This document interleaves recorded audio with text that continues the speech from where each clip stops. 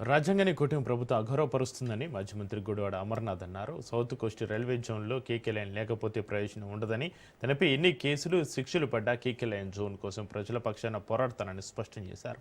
Visakhapatnam railway zone కేసులో గుడివాడ అమర్నాథ్ కోర్టుకు హాజరయ్యారు. ల్యాండ్ గ్రాపింగ్ తోటి ఎంపీ అయిన భరత్కు జోన్ గురించి ఏం తెలుసని, ఏ ఆదాయం వచ్చినా గీతంకు వచ్చినట్టే వారు భావిస్తారని ఆరోపించారు.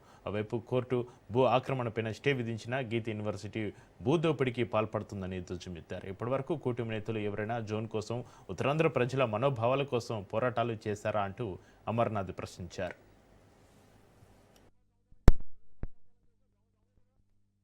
అంబేద్కర్ గారు రచించినటువంటి రాజ్యాంగంలో ఏ వ్యవస్థ మీద ఇప్పుడు ఉన్నటువంటి ప్రభుత్వానికి కానీ ఈ పార్టీలో ఈ రాష్ట్రంలో ఉన్నటువంటి అధికార పార్టీ ప్రజాప్రతినిధులు కానీ ఎవరికి గౌరవం లేదు. వారి న్యాయస్థానం చెప్పిన మాట వినరు. ఏ డిపార్ట్మెంట్ చెప్పినా సరే మాట వినేటువంటి పరిస్థితులు లేరు. రెవెన్యూ డిపార్ట్మెంట్ బోర్డులు పాటింది.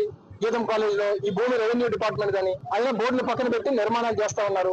కోర్టు స్టే ఇచ్చింది, కోర్టు స్టే నడుస్తా ఉంది, నిర్మాణాలు చేస్తా ఉన్నారు.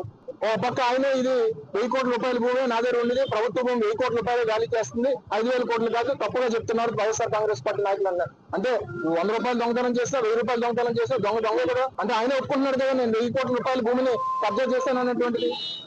ఆయనకి ఏ అర్హత ఉంది ఇంకా కొనసాగడానికి?